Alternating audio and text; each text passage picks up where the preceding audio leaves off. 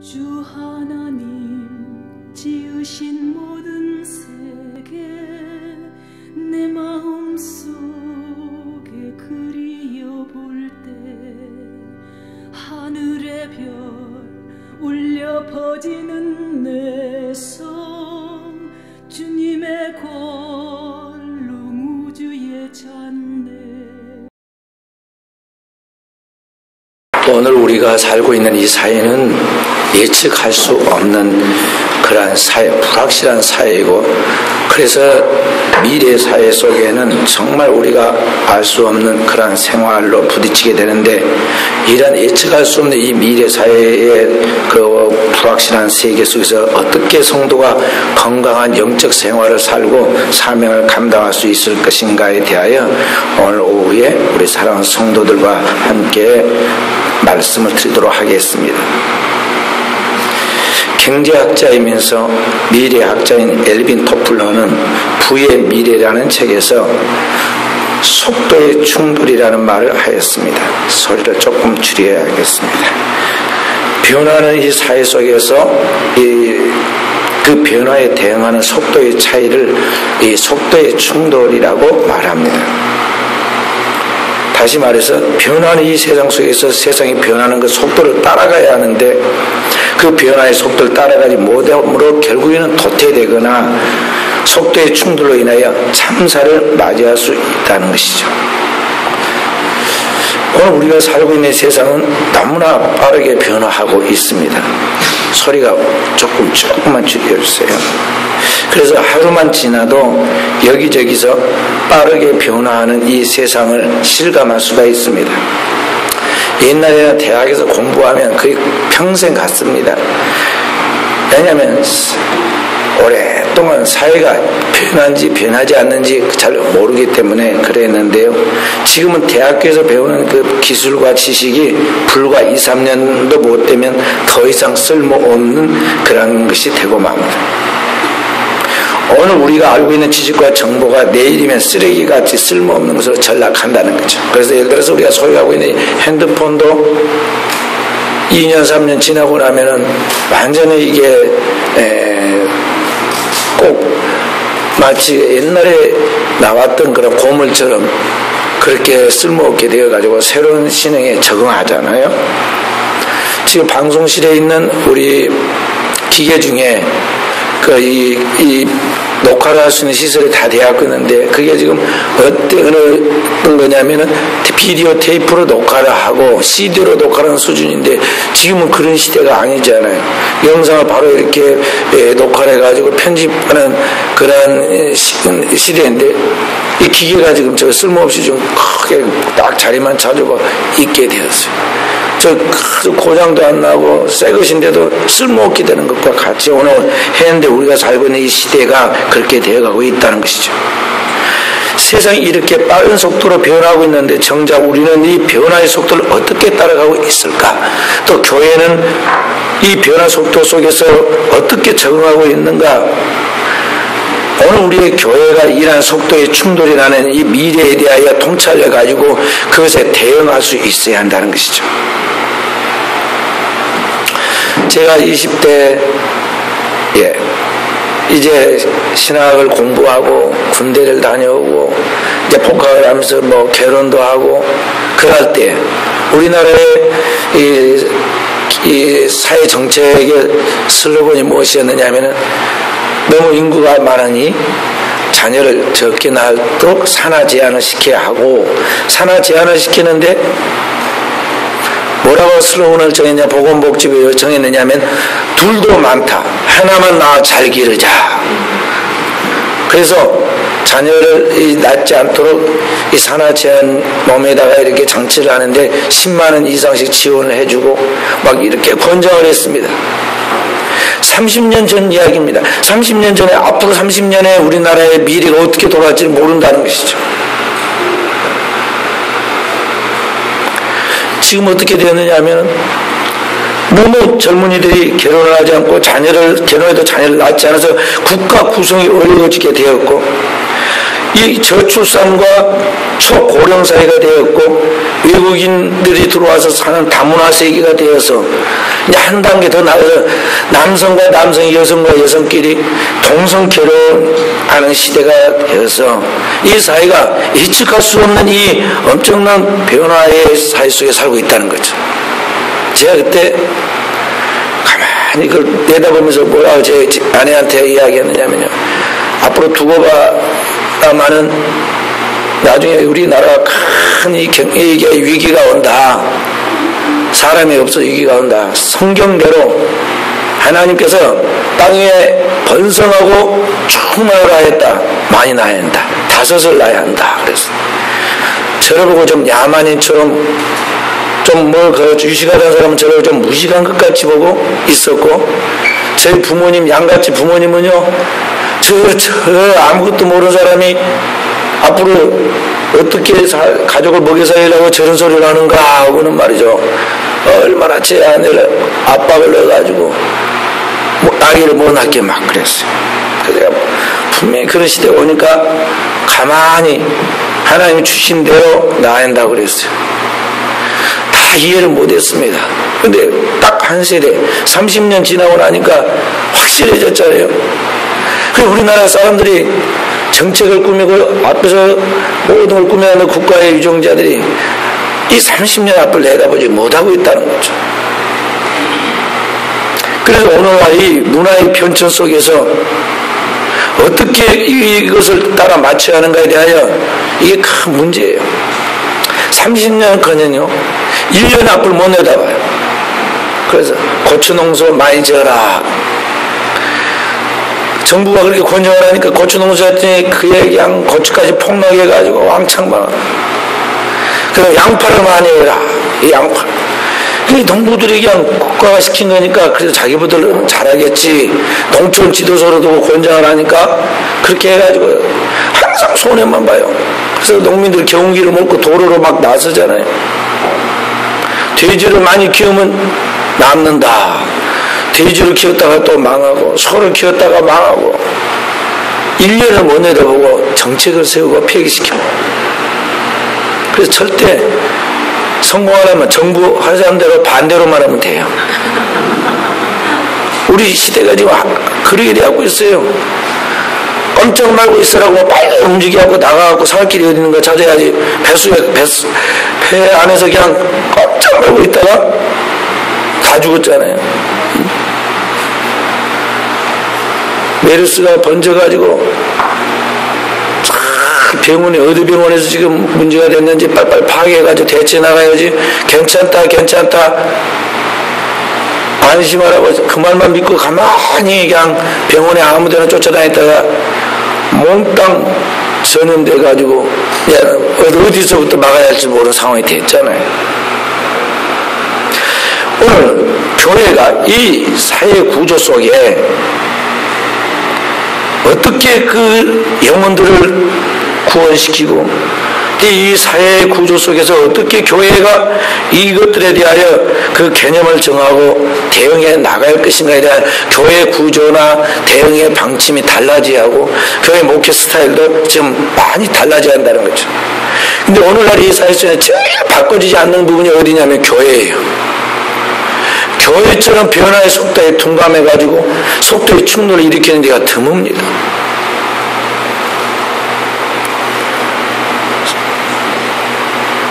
(400년) 전에까지 과학자들과 또 물리학자들이 지구는 둥글고 지구가 태양을 돌고 있다는 걸 알고는 성경에 나와 있는 표현대로 하자면 태양이 동쪽에서 떴다 서쪽으로 지니까 지구가 가만히 있고 태양이 도는 것을 이렇게 인식하고 있었지만 그렇지 않다는 걸 지적하고 그 말을 주장해서 학자들은 다 알고 있었어요. 그래서 그것을 말로 표현했더니 이런 이단이 다 있느냐고 잡아다가 죽인다고 위협을 합니다. 그래서 갈릴레오가 아이고 잘못했다고 내가 정신이 깜빡이었는가 보다고 다시는 그런 말 안 하겠다고 그래가지고 겨우게 목숨이 붙어서 살아나와가지고 나오면서 혼잣말로 그래도 지구는 돈다 그랬잖아요. 그 정도의 이 교회가 이 사회 변화의 속도나 문화의 변천에 대하여 둔감하고 완고하고 그 변화에 좀 무지하다는 거죠. 지금도 마찬가지입니다. 오늘 교회가 우리 한국 사회에 계몽운동을 하고 교육을 시키고 많은 건전한 그러한 영적 생활에 앞잡이가 됐지만은요, 이제는 사회가 앞서가고 있어요. 교육도 앞서가고 있고 모든 문화도 앞서가고 있고 다 앞서가고 있는데 교회는 옛날에 지금이나 그대로예요. 그대로. 우리 교회나 되니까 막 하루아침에 강당을 다 뜯어 고치고 막 이렇게 하고 저렇게 하고 이제 여기다가 앞에다가 이번 주간에는 십자가 뒤에다가 푸른 초장에 양떼가 있고 하늘에는 비둘기가 날고 저 하늘에는 하늘 천장에는 하늘과 거기에 구름 형상의 세계 지도를 넣을 거예요. 우리 교회니까 지금 현재 가능한 이야기죠. 오래된 100년 된 전통적인 교회에서는요, 피아노 여기에서 저 뒤로 조금만 올림기라도 크게 회의를 몇 번 해야 하고 목사님이 노심초사하면서 한 6개월간 당의하면서 양해를 구해야 하고 얼마나 힘든지 알아요? 주보 하나 순서를 바꾼다든지 거기에다가 뭐 하는 거 바꾸려면 큰일 나요. 우리 교회처럼 장로님들도 다 똑같이 여기 앞에 나와가지고 딱 말씀이 선포되는 지성소가 있는 강당에 향하여 기도를 정상적으로 교인의 대표로서 하는 것이지 그 성경적이라 그렇게 하는 건데, 다른 교회는 다 강당에 올라와서 앞을 보고 이렇게 교인들 앞에서 보라고 합니다. 근데 만약 하루아침에 제가 다른 교회 가가지고 장로님들이 있는 교회 가가지고 장로님들 다 내려가서 밑에서 하십시오 그러면요, 그 6개월 안에 그 목사 쫓겨나는 거예요. 진짜예요. 변화하지 않아요. 자기가 생각하는 그 틀, 세계관 안에서 꼼짝도 안 하려고 했어요. 지금 엄청난 변화 속도로 하고 있어요. 옛날에는 남자는 밖에서 활동하고 여자는 집에서 있어서 남편은 바깥 사람, 여자는 집 사람이에요. 여자의 목소리가 바깥에서 나가 소리가 나면 암탉이 울면 집안 망한다고 조용히 있었어야 했어요. 그런데 오늘 어떻게 됩니까? 여자가 남자를 안으리라 하고 성경에 미리 예언한 대로 여자들이 더 활동력이 강하고 어디든지 주도권을 가지고 나가고 있죠. 여자 말에 안 듣는 사람은 교회도 못 나오는 상황이 지금 됐어요. 남자들이. 그런 시대가 돼. 지금 그렇게 파워가 세졌다니까요. 그래서 결혼관도 마찬가지예요. 옛날에는 결혼 안 하면 이게 사람이 아닌 줄 알고 나이가 40이 넘어도 결혼 안 하면 애기로 취급하고 어리 그렇게 불렀습니다. 20살 먹었어도 장가를 갔으면 사람들이 그러신가? 저러신가? 하고 어른 대우를 해줬어요. 근데 여자애는 40이 됐든 50이 됐든 장가 가든 안 가든 시집을 가든 안 가든 자기가 좋아서 알아서 해야지 누가 간섭을 못해. 부모도 간섭을 못합니다. 시커멓게 이 턱에 시험이 나고 아주 떡거리는 가슴을 가진 머신마들이 둘이 와갖고는 어느 날 결혼한다고 부모에게 허락받은다고 인사가 옵니다. 결혼할 사람이 떠서 데리고 와라고 했더니 이 똑같은 머신마가 와갖고는 뭔 같이 결혼한다 하는 그런지 같은 여자가 와가지고는 신랑과 신부라고 자기들끼리 정하고 결혼한다고 한 그런지 정말 회개 망측한 일이 보여졌어요. 그것도 방송까지다가 집안 망신을 다 시킵니다. 김조, 광조 결혼에 방송까지 다 해가지고 예를 들어서 그렇게 되는 시대가 왔어요. 이 변화하는 사회의 변천 속에서 어떻게 그들에게 인간의 인간다운 삶이 무엇인가에 대해서, 행복이 무엇인가에 대해서, 그 영원한 삶의 기쁨과 평화와 즐거움이 무언가에 대하여 오늘날 교회가 그 답을 줘야 하는데 교회가 거기에 대해서 분명한 메시지를 전해주고 있느냐 하는 것이죠. 항상 답은, 진리는 하나님의 말씀 속에 있고 교회를 통해 선포되는 하나님의 그 진리 안에 있는데 그 영원한 진리의 말씀을 가지고 오늘 교회가 그 답을 줘야 한다는 것이죠. 영원한 말씀은 변함이 없는 확고한 진리이기 때문에 이 진리의 말씀을 교회가 붙잡고 그 진리의 말씀대로 살면서 그 말씀을 세상에 선포해 주는데 오늘 교회의 존재의 목적이 있거든요. 너희는 가서 세상 모든 민족들에게 복음을 전파하는 거거든요. 만민에게 복음을 전파하는 게 오늘 교회의 존재의 의미고 사명인데, 오늘 그 말씀을 우리가 확실하게 붙잡고 그 답을 주고 가고 있느냐는 거죠. 지금 2시 40분인데 3시에 저기 서울에서는 지금 막 엄청난 일이 벌어지고 있습니다. 이 동성애자들과 동성애는 죄악이니 빨리 그것을 치유받아가지고 바른 정도의 삶을 살아 창조의 질서와 섭리를 따르는 게 진정한 인간의 행복의 길이라는 것을 지금 교회들이 그래서 선포하고 있죠. 근데 그것에 대해서 이해하지 못하고 인간에게 주어진 고유한 자유와 행복의 권리를 짓밟지 말라. 작은 소수에서 무시하지 말라. 이것은 인권이다 하는 것으로 포장시켜가면서 목소리를 높이고 그걸 합법화 정하려고 하고, 그런 것들이 세력을 형성하고 동조하는 그러한 시대가 되었다는 거예요. 그러니까 오늘날 교회가 이렇게 많이 있는데, 우리나라의 인구의 4분의 1 기독교인인데, 여기 그 속에 아주 적은 소수의 아직 신앙과 인간성 그리고 성에 대한 정체성을 찾지 못한 그런 사람들이 방황하고 있는 그들에게 확실한 하나님의 구원의 메시지를, 해답을 신앙대 교회가 그것을 못하고 있다는 거죠. 단순한 거 아니다, 죄다, 그 정도 자기들끼리 앉아서 하는 이야기를 끝나고 그들을 치유해 주지 못하고 있어요. 심지어는 왜 남의 자유를 막고 인간의 행복의 권리를 방해하는가, 그것은 아니다고 동전을 기독교인들 목사들도 있어요.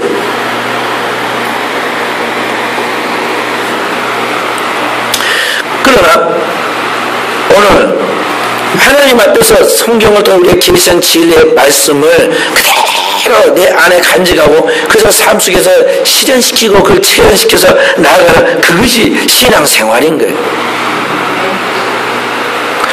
오늘은 어떻게 우리가 이와 같은 하나님 말씀을 확실하게 써가지고 세상 속에 그리스도를 보여주고 그리스도의 진리의 말씀을 실천할 수 있는가, 그 비결이 뭔가, 오늘 그렇게 되지 못한 원인이 뭐냐면 바로 이 자기 자신이 지금 내가 살아있는데 이 나라는 사람이 지금 완전하고 믿고 이 나라는 사람에 대한 그 부분을 깨뜨리지 않는데 문제가 있는 것이죠. 또 다른 사람들도 마찬가지로 그 사람들이 자기가 지금 절대화되어 있고 자기 자신이 신처럼 우상화되고 있는 그것을 깨뜨려서 확실한 주님을 보여줘서 주님을 따르게 만들어야 하는데 그 역할을 크리스찬들이 교회가 하지 못하는데 문제가 있다는 것이죠. 그래서 오늘 우리가 주님을 온전하게 믿고 세상에 그리스도를 보여주면서 세상을 그를 따라가도록 만들기 위해서는 이 자기라는 우상을 깨뜨리도록 해야 하는 것입니다. 자기 자신이 지금 절대화되고 있는 이 사회 속에서 이 자기 자신의 우상을 깨뜨려야 한다는 거죠. 오늘은 인간이 행복해지고 인간이 하나님을 닮은 형상으로서 하나님과 같이 온전하게 살아갈 수 있도록 되어주는 데서 가장 큰 방해거리가 뭐냐면 바로 자기 자신이에요. 내가 내 삶의 가장 큰 방해거리야. 방해꾼이란 말이에요. 그래서 주님의 말씀은 내 자신의 우상을 깨뜨리라 그 말을 주님께서 자기를 부인하라고 그랬어요. 마태복음 10장 24절 말씀, 아무든지 나를 따르려거든, 주님을 믿고 따르려거든, 자기 십자가를 지고, 자기를 부인하고 자기 십자가를 지고 자기 자신의 정체성에 대해서 나는 죄인의 개수고 하나님 앞에 옛사람과 함께 모든 것을 다 죽어야 한다고 해서 분명하게 인식하고 자기를 완전히 부정하라는 거죠. 자기 십자가를 지고 삶 속에서 행동으로 실제로 자기를 꺾어버리라는 거죠. 십자가에 못 박아 죽이라는 겁니다. 그리고 주님을 쫓을 것이니라. 세상과 세상에 있는 다른 어떤 걸 쫓는 것이 아니라 오직 주님 한 분을 따라가야 한다는 것입니다. 근데 문제는 그렇게 되도록 가만히 놔두질 않아요. 세상이 놔두질 않고 배후로 마귀가 역사를 하고 있다는 거죠.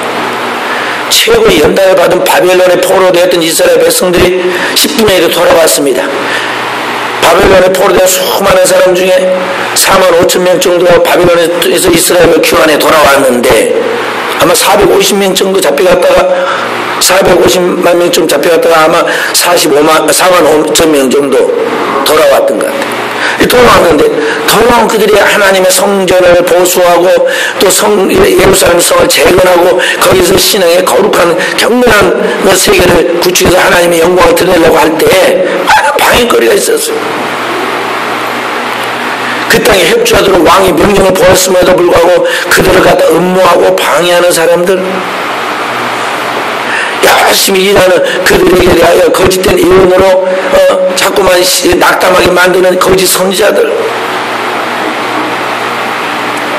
근데 사실 그게 무서운 게 아니고요, 그런 저런 것에 영향을 받아가지고 주저앉아버릴, 동조하고 넘어갈 자기 자신이 문제였어요. 느헤미야와 이스라엘 백성들은 거기에 넘어가지 않고 낙담하지 않냐고 한 손에는 칼을 차고 한 손에는 망치를 들고 두 계조를 나눠서 한 계조는 낮에 한 계조는 밤에 보초를 쓰고 계속 그걸 교대로 가면서 예루살렘 성전을 보수하면 했는데 집중하니까 50일 만에 끝났어요.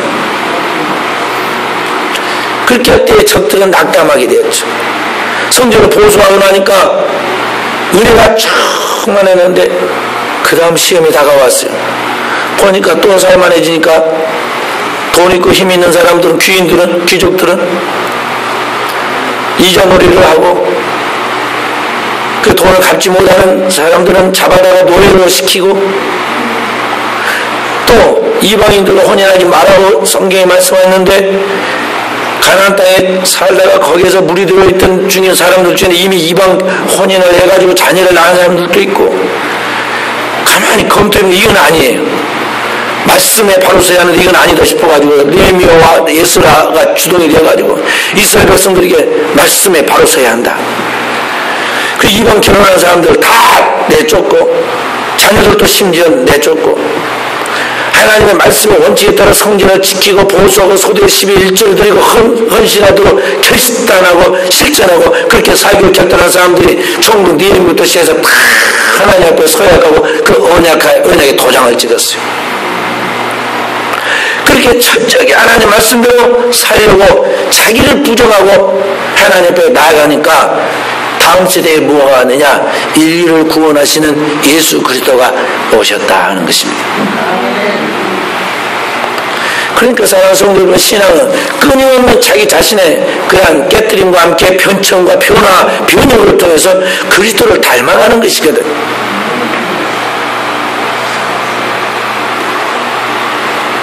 그것이 오늘 성경 우리에게 말씀한 교만한 이 자기 자신을 내려놓고 자기를 부인하고 주 앞에서 자기를 낮추는 작업인 거예요.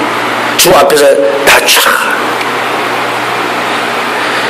그때야 너희가 이제 진정으로 주님에 의해서 높임을 받고 쓰임을 받고 축복을 받고 하나님 나라의 완전함을 맛보게 된다는 것입니다. 그러면 주께서 너희를 높이시리라. 여기서 깨닫는데 모세가 40년 걸렸어요.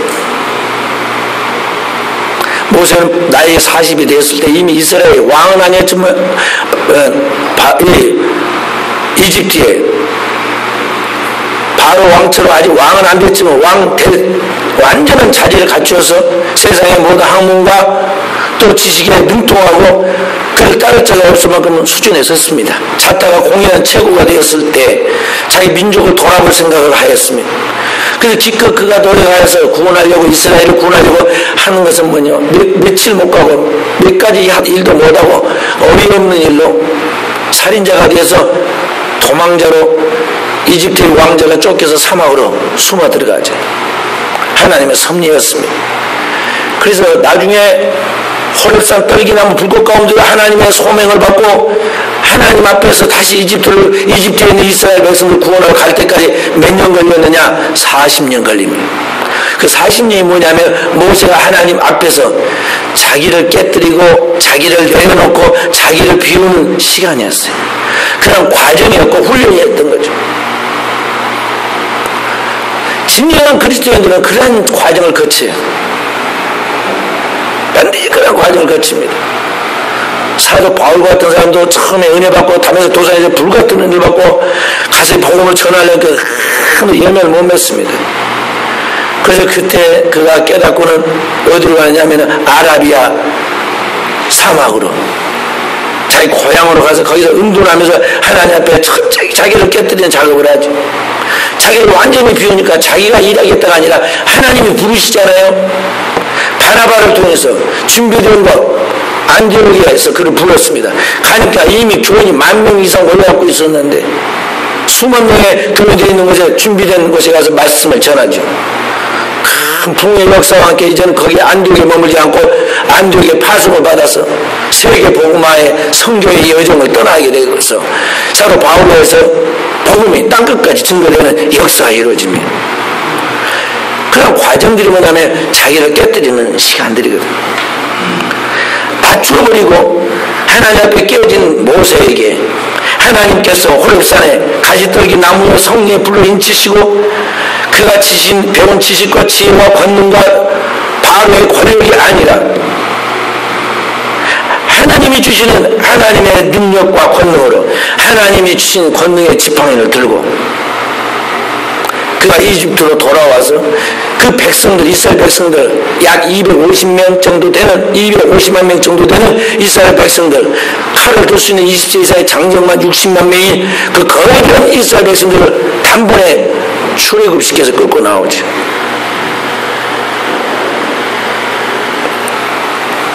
그러니까 여러 가지 안에 완전한 주님에 대한 인식과 그 주님을 완전히 믿는 믿음으로 말미암아 세상을 이길 수 있는 그런 단계에 가는 과정에 가장 큰 넘어야 산이 뭐냐면 자기를 부인하는 것이다. 자기 안에 형성되는 자기를 깨뜨리는 것이다. 하나님은 이렇게 깨뜨려 모세 같은 경우는 어리석은 살인사건으로 인해서 말려들어가지고 깨어지게 만들죠. 어떤 사람은 저런 일로 깨지게 만듭니다. 아주 죽을 고생을 하고 아주 죽은 것 같은 고난과 위기를 통해서 깨뜨리지만 하여간 그런 과정들을 통해서 여러 가지를 낮추시고 빙계하고 내 있는 존재 전체를 다 하나님 앞에 양도하게 만든다는 걸 알아요. 요한에서 5장 4절부터 7절에 말씀을 보면 세상을 이기면 이것이 너희의 믿음이니라. 하나님의 아들 예수 그리스도가 하나님으로부터 오신 구세주인 것을 믿는 자가 되면 세상을 이기는 자가 누구냐? 말씀하고 있죠.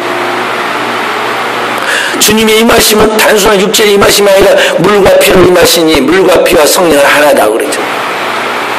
그렇게 성령께서 역사하는 가운데 그리스도가 오시고 십자가를 지시고 자기를 부인한 가운데 우리를 구속하셔서 오늘 이런 거지가 그 주님과 함께 그 주님을 믿는 믿음으로 나를 깨뜨리고 그 주님으로 온전하게 연합해 나갈 때 그 믿음으로 우리도 세상을 이기게 된다는 것입니다. 할렐루야.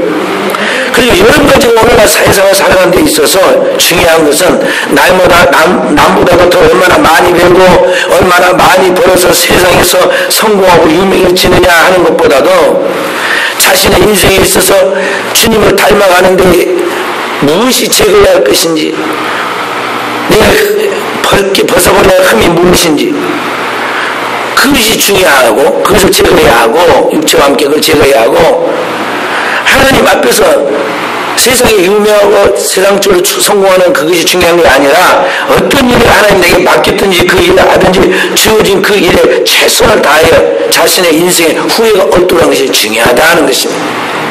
할렐루야. 어떤 사람들은 조그만 게 내가 그런 데 가서 성가대 서겠느냐고 내가 그래도 큰 교회 가가지고 그쪽에 그런 데 가서 성가대도 하고 지휘도 해야 하고 자기 분수를 몰라요. 자기가 언제 컸다고. 쥐자도 모르는 사람을 갖다가 쥐는 이렇게 하는 것이다 가르쳐 갖고 조금 알려놓으니까 이제는 완전히 자신이 뭐 하늘로부터 뚝 떨어지는 옛날에 뭐 전선하는 용처럼 이제 처음부터 난 용인 줄 알아요. 분수를 넘어서고 함부로 생각하죠. 개천에서 용 난다는 말이 있지. 개천의 용. 근데 언제 사람이 처음부터 그렇게 되는 사람이 어디 있어요? 다 커가는 거죠. 우리나라의 천안 첩의 소생을 서울이라고 하는데 서울 출신으로 나중에 병과에 급제하고 3등 현감 평창 군수까지 지냈던 양산이라는 사람이 쓴 유명한 시가 있어요. 우리가 다 아는 시. 태산이 높다 하되 하늘 아래 매이로다.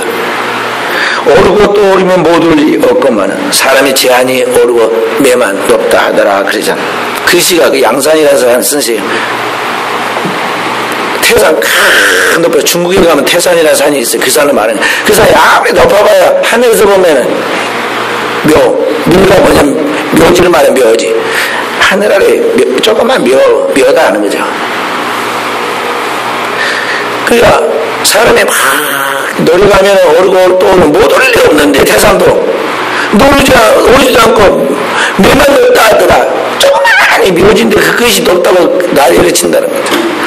양산이가 왜 그 시를 썼겠어요? 절대 신분의 차별이 있어서 조선시대 때 뛰어넘지 못한 장벽에서 성공 못한다고 그러면서 가운데서 자기는 아주 청한 신분에서 최고의 위치까지 올라온 경험이 있기 때문에 사람이 꾸준히 추구하고 노력하면 다 되는데 사람들 안 하나 노력은 않고는 자꾸 매만 높다 한다는 거죠. 자신의 분수를 알고 그 가운데서 자신의 꿈을 이야기한 것인데요. 오늘 그 말씀대로 성경대로 그렇게 성공 사람들이 얼마나 많아요. 목동에서 이rak 이스라엘의 최고의 영웅이 되고 왕이 된 다윗 같이 하나님 앞에서 쓰임받는 위대한 종들이 많이 있죠. 자기의 분수와 처리를 알고 충성했을 때 자기 있는 자리에서 최선을 다해서 충성했을 때 그때 하나님이 그에게 은총을 베푸시고 축복을 하셨다는 것입니다. 그런데 문제는 자기의 낮은 자리에서 자기를 키우신 바로 그 하나님, 높여주신 하나님, 그 자기를 축복하신 그 하나님, 그 자기의 요람을 알지 못하고 처음부터 자기가 뭐 대단한 것 같이 분수를 넘어서서 잃어버린 첫사랑과 첫 은혜 그것을 놓쳐버린 채 교만하면 그때 하나님이 치시는 거예요. 하나님이 교만한 자를 물리치시고 치신다 이 말이에요. 겸손한 자에게 은혜를 주시느니라. 이런 거죠. 큰 은혜 받으려면 이 겸손한 자리에 있어야 돼. 다윗의 아들 솔로몬은 엄청 천한 그런 첩에 그 어머니가 다윗의 첩이었잖아요. 아들이었어요. 그러나 그는 처음부터 왕이 되어서 그 아버지 다윗이 이뤄내는 일평생 이뤄놓은 그 왕자를 하루아침에 왕국과 함께 이어받았죠. 더군다나 그는 또 하나님 앞에 일천번제를 드리면서 소원하여 기도한 응답을 받아가지고 전무후무한 지혜를 받은 왕이 되었어요.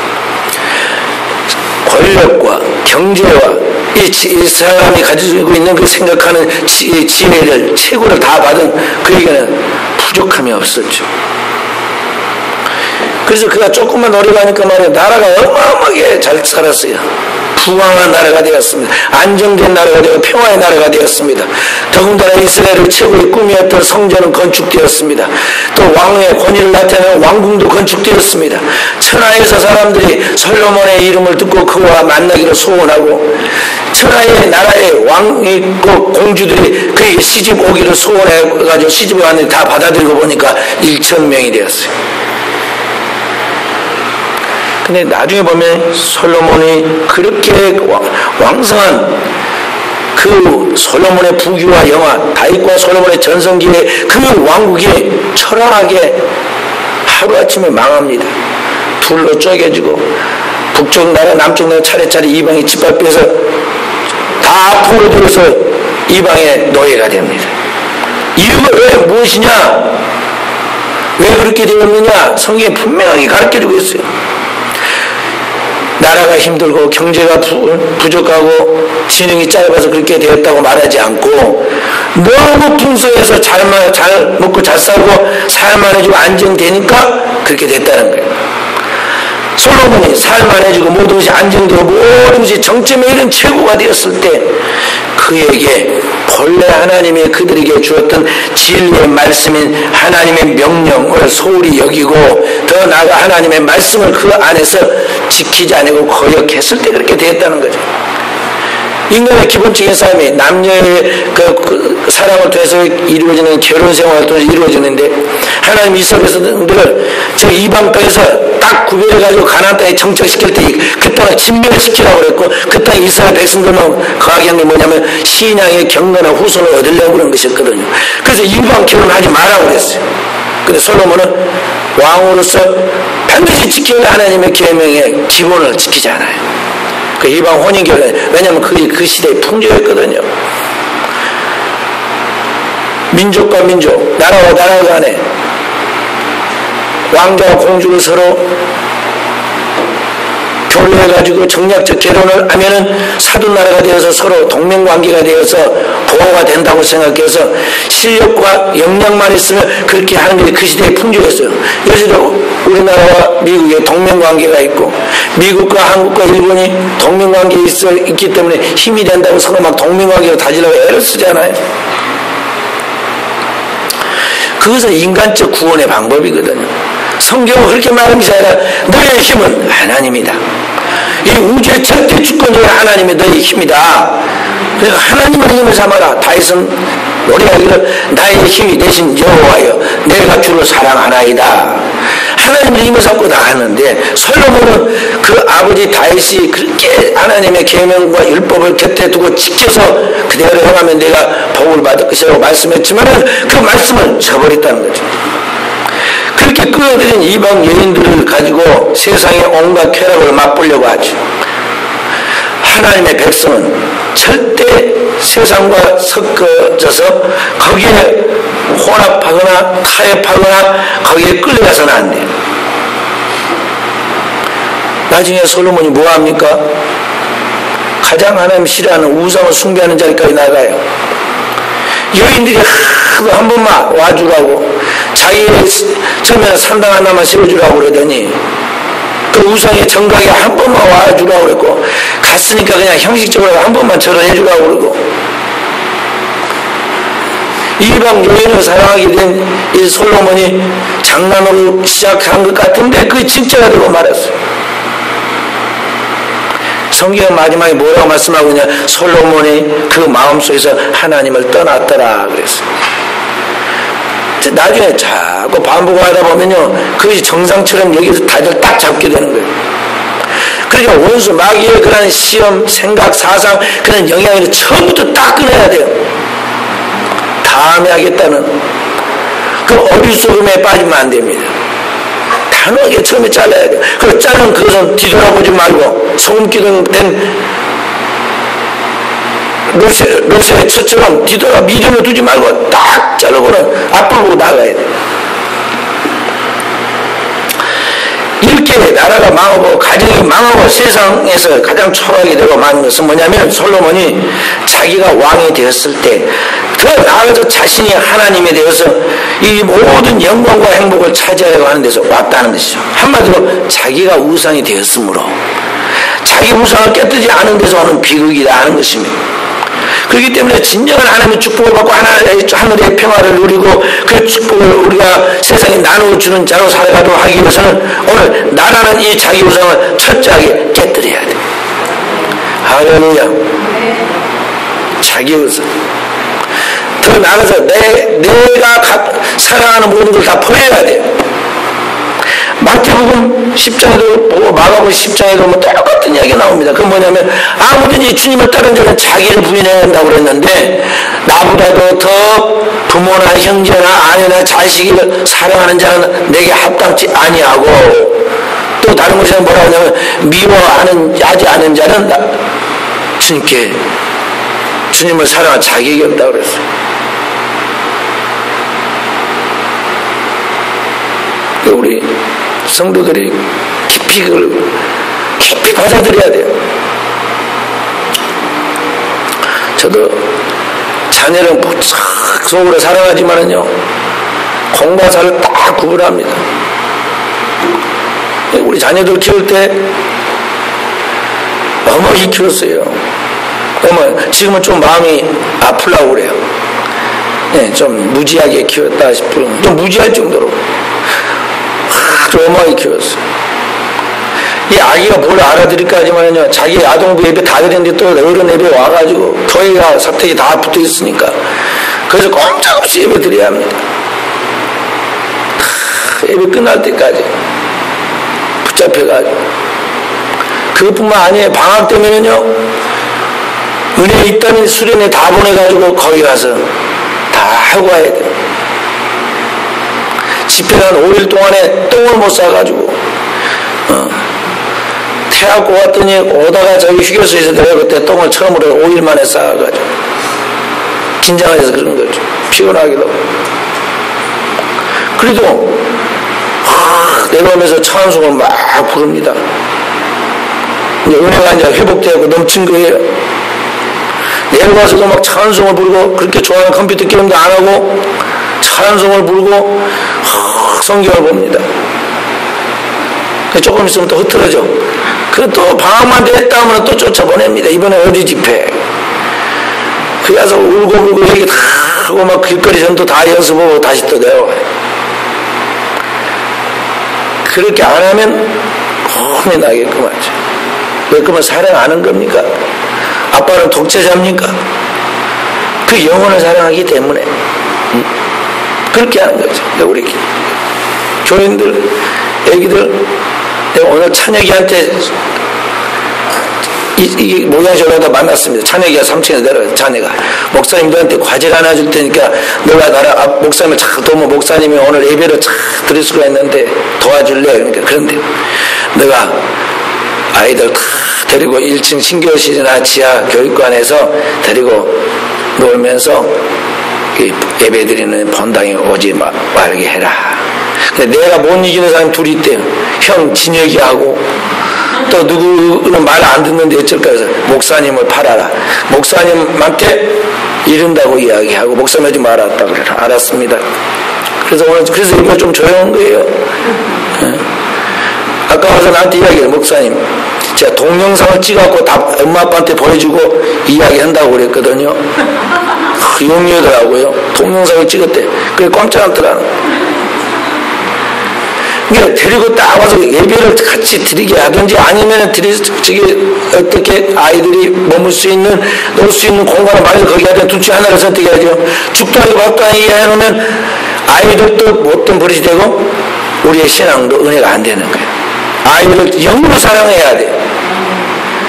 가족들을 영적으로 사랑해야지 이것을 육적으로 인간적인 정으로 사랑하면은 그게 사랑하는 게 아니에요. 위대한 제사장, 이스라엘 제사장인 엘리라는 제사장이 나오잖아요. 훌륭한 제사장인데 본인은 훌륭했지만 자녀들은 둘 다 완전히 불량 제사장이어가지고 대가 끊겨버립니다. 저주받아서. 근데 나중에 하나님 뭐라고 청망하냐면 엘리한테 막 청망을 해요. 네가 하나님보다 네 자녀들도 사랑해가지고 하나님 제사를 멸시하고 내 자녀들을 기름지게 살찌웠도다. 막 책망하고.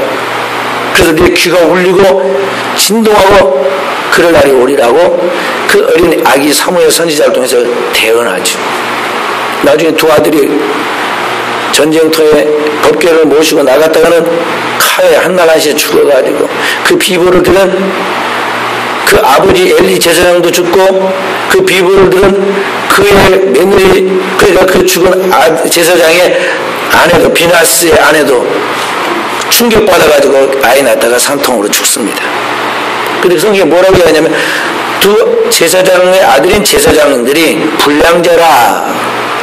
왜 불량자가? 가만히 성경 읽어보면요, 교회에서 막 제사들인데 마음대로 돌아다닌 거야.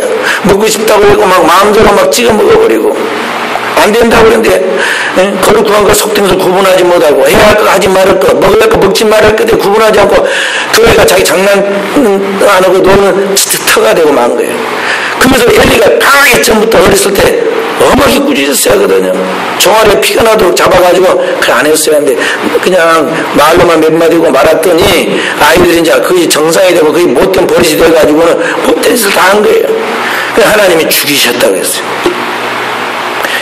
이는 저가 여호와의 제사를 멸시함이라. 하나님 앞에 드린 예배를 멸시했다는 거예요.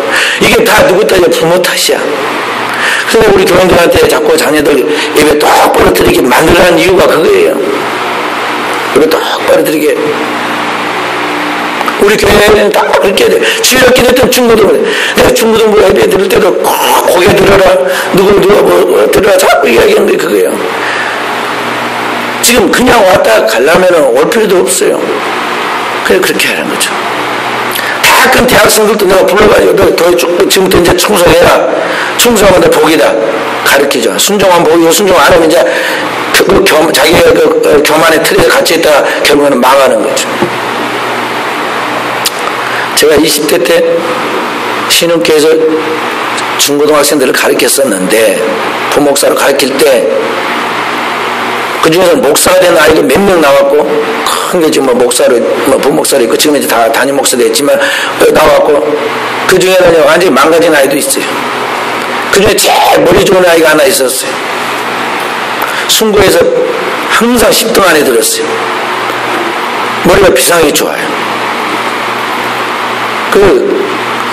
그때 서울대보다 더 좋다는 과기대를 들어갔어요. 좋은 성적 들어갔어. 그 나중에 어떻게 됐을까요? 성적이 안 돼가지고 학교에서 쫓겨났어요. 졸업 못하고. 아이가 딱 대학교 들어갈 무렵에부터 교회가 자꾸 공부한다고 빠져나가기 시작해요. 그래서 결국 대학교 가가지고는요, 부모가 간섭 안 하고 또 막 과기되면 그 당시에 굉장히 알아주고 그러니까 말이죠. 막 이것저것 막 펜팔하고 뭐 한다고 그러다가 그 시대 인터넷으로 저기 미국에 있는 뭐 애들하고 이렇게 교제하고 그러다가요. 미국과 우리나라 시차가 다르잖아요. 그러니까 그들이 낮은 우리의 밤이야. 밤 저녁 뭐 인터넷 채팅하고 뭐 찍은다가 공부가 안 되는 거예요. 공부 안 되니까 국가에서 준 돈을 공부하는 학생이 돈이 안 돼, 실력이 안 되니까 가만두겠어요. 쫓아내서. 얼마나 안 했으면 실력이 안 돼서 쫓겨나겠어요. 그 망가졌어. 하나님 앞에서, 그러니까 얼만큼 유명하게 되느냐, 얼만큼 뭐 위대하게 되느냐, 얼만큼 뭐 그것이 중요한 게 아니라 하나님 앞에서 어떻게 사느냐, 하나님 앞에서 어떤 하나님의 사람으로 사느냐가 중요한 것이지 세상적인 그런 크기로 세상적인 가치관으로 생각해서는 안 된다는 것이죠. 그래서 여러분들 저는 나를 깨뜨리고 내 자녀들을 하나님 앞에서 자기 자신을 깨뜨리고 하나님 앞에 서는 법을 세워가는 게 가장 큰 하나님의 일이에요. 그래서 성경에 보면은 부모의 자녀 교육에 대한 모든 책은 부모에게 딱 줘요. 부모에게 내 자녀를 앉았을 때든지 일어날 때든지 길을 행할 때든지 누웠을 때든지 이 말씀을 강론할 것이고 너희 자녀들을 주의 교양과 훈계로 양육하라고 그랬어요. 그러니까 학교에다가 맡겨라, 학원에다가 맡겨라, 그게 아니에요. 모든 책임은 그가 낳은 부모에게 있어요. 부모가 큰 하나님과의 관계 속에 신앙으로 정립해 있으면서 자녀들 신앙을 세워라 하는 것이죠. 우리 교회 교인들도 그러고 말이죠. 다른 교회도 다 보면 그래, 똑같아요. 우리 교회 중고등학교 학생 중에 18분 지각생이 있어요. 딱 시작하면 18분 후에 들어와. 내가 몇 번 지적으로 몇 번 저기 충고를 하고 무참을 줘도 네 그럴 뿐이 그 다음날 보면 그 다음 주에 또 18분 또 18분. 근데 그 자녀가 18분이 된 데는 누구의 원인이냐? 부모의 원인이 있어. 부모가 18분 지각이야. 딱 예배 시작하고 18분 후에 들어와. 자녀가 본 것도 아닌데 우찌게 따라설까요? 이 세계는 눈에 보이는 세계가 전부가 영의 통치하는 세계라는 걸 알아야 돼요. 이 성경을 보면요, 다니엘이 환상을 보니까 앞으로 몇백 년, 몇천 년 전에 이루어질 일들이 전부 다 보입니다. 환상으로. 어떤 시대가 올 것이고 어떤 시대가 올 것이고 어떤 시대가 오는데 어떻게 된다고 다 보여요. 세상은 아직 오지 않았고 사람들은 태어나지 않고 살지 않았는데 어떻게 그것을 알 수 있을까요? 영원하신 하나님께서 하나님의 그 영원한 전지전능한 눈으로 딱 보니까 천년이 하루 같은 시대 속에서 영원한 눈으로 보니까 다 보인 거예요.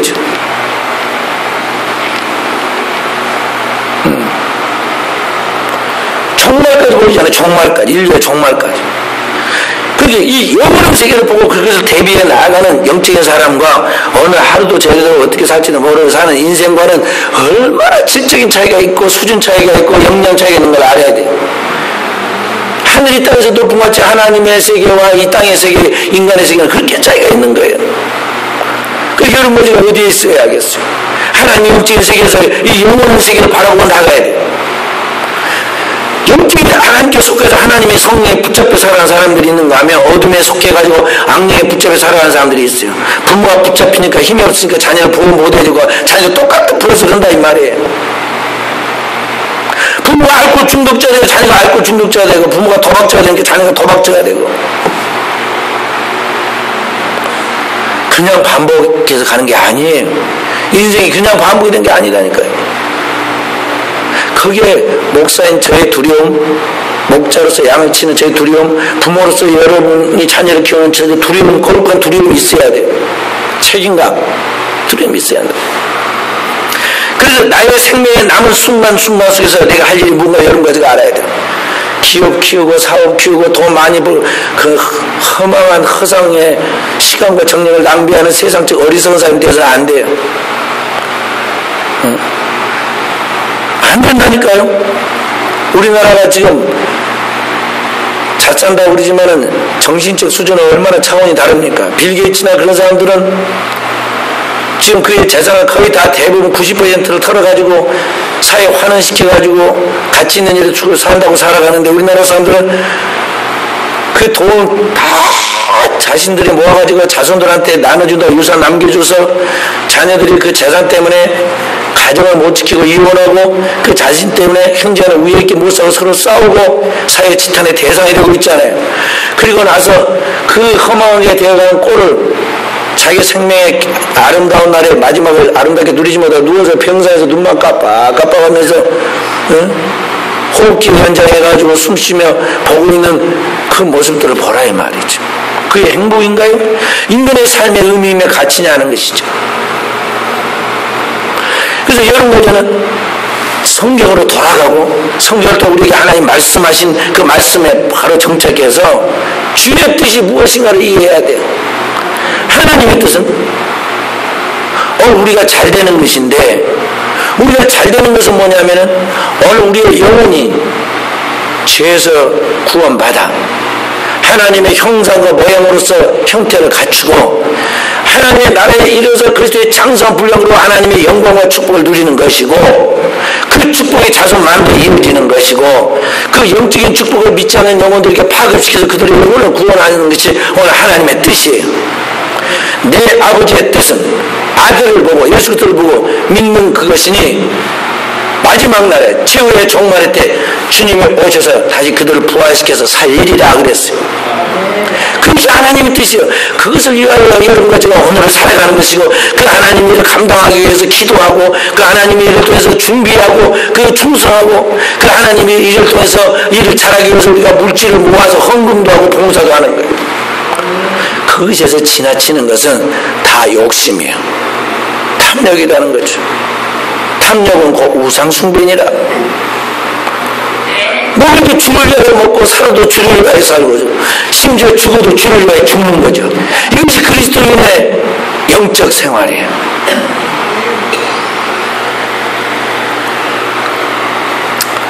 그래서 사랑하는 성도 여러분, 오늘 여러분과 제가 모든 것을 이 생명의 근원 되신 예수 그리스도 안에서 내가 존재해야 한다는 것, 주님만이 절대적이기 때문에 그 주님의 절대적인 존재 안에서 내가 그 안에 존재해야 한다는 것, 예수 그리스도 안에서 내가 존재할 때만이 영원히 산다는 것을 알고 먼저 내 자신을 늘 돌아보며 자기를 깨뜨려야겠고 더 나아가서 자기를 부인할 뿐만 아니라 더 나아가서 오늘 우리는 어떻게 주의 뜻을 세상에 실천해서 주의 영광을 드러낼 것인가 항상 생각해야 돼. 할렐루야. 그 두 가지만 꼭 생각하면요 세상에서 절대 넘어지거나 하나님 마음을 슬프게 하는 일은 없어요. 그래서 오늘 우리가 이제 어느 한 시점에 아침에 떠오르는 해가 창밖에 저물어 가듯이 우리 인생의 한순간이 지나가고 삶과 죽음이 연결돼서 이 땅을 떠나갈 때 그때 우리가 후회하지 않고 영원한 행복감을 가지고 하나님 앞에 기쁘게 웃으며 나갈 수 있게 되려면 우리가 오늘이나 이 삶을 살아갈 때 하나님 앞에 철저하게 자기를 깨뜨리고 찢고 그렇게 회개하는 가운데 무릎 꿇고 간절히 기도하면서 하나님 앞에 나가는 가운데 나를 벗어버려야 한다는 것입니다. 그렇게 해서 이런 거지가 여기에 거룩한 영적인 토양에 세워지면요 영적인 뿌려진 씨앗에 많은 열매가 맺을 거예요. 우리 교회 지금 새롭게 조금씩 이제 단장을 하나님 시켜주잖아요. 우리 성도들의 내면의 단장이 끝나니까 외적인 단장을 시켜주는데 문제는 더 깨뜨려야 돼요. 왜냐? 우리의 그리스도가 하나님의 새 열매들을 붙여줄 것인데 문제를 감당할 수 있느냐 하는 거죠. 하나도 감당을 못해가지고 새신자 붙여주니까 그 새신자 때문에 상처받고 그 새신자는 양육을 못해가지고 말이 쩔쩔쩔쩔 매고 종로로 또 하루 이틀이지 몇 달 하고 나니까 지쳐서 이제 못하겠다고 소리가 나오고 섬긴다는 말이 종로로 간다는 말이 섬기는 거예요. 종으로 섬기는 거 주님처럼. 주님은 자녀들을 위하여 우리 양떼 우리를 위하여 죽기까지 섬겼는데 우리는 그거 못 오잖아요. 자존심이 상해서 못 오겠고 비유가 뒤틀려서 못 오겠고 기분이 나빠서 못 오겠고 이제 더 이상 지쳐서 못 오겠고 주님처럼 많은 열매를 맺어야 하는데 그 많은 영향이 못해요 아직. 그 많은 영향이 쌓일 때까지 영성이 쌓였을 때까지 하나님 붙여준 영혼들 가득 채울 때까지 우리 은혜의 재단이 하루에 7번 예배 드릴 수 있을 만큼의 충분히 채워지는데 그것도 감당할 수 있을 만큼 영성이 쌓여야 한다는 것입니다. 할렐루야. 기도 우리가 그래서 많이 해야 돼. 큰 모임에서 기도하고 너네 집은 만민의 기도하는 집이에요. 교회에서 기도하는데 주 생활을 해야 돼. 아이들한테도 제가 늘 이야기합니다. 학교 갈 때 와서 기도하고 돌아올 때 기도하고 기도해야 돼. 기도해.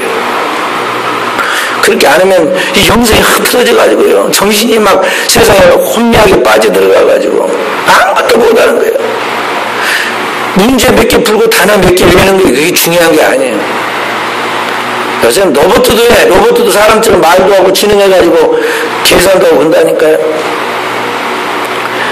그래서 오늘 또 우리 사랑하는 우리 순천의교회 성도들이 이 인생의 한때 육체로 사는 육체의 한때를 주님 앞에서 후회 없는 가치 있는 그런 삶으로 영광 돌리도록 하기 위해서 우리 하나님 앞에 하나님의 말씀의 거울로 우리를 살펴야 하겠습니다. 성찰해서 오늘 또 세상에 묻어들어온 때가 무엇인지 세상 쪽에 있는 이 잘못된 아직도 관습이 무엇인지 아직도 벗겨지지 않는 세상적인 나의 생활이 무엇인지 이걸 철저히 배격하고 오직 주님으로 주의 말씀으로 무장하고 주님의 형상으로 완전히 서서 이 땅에 하나님의 붙여진 영혼들을 살려내는 주님의 의의 병기로서 쓰임받는 역사에 있어지기를 주의 이름으로 축원드립니다.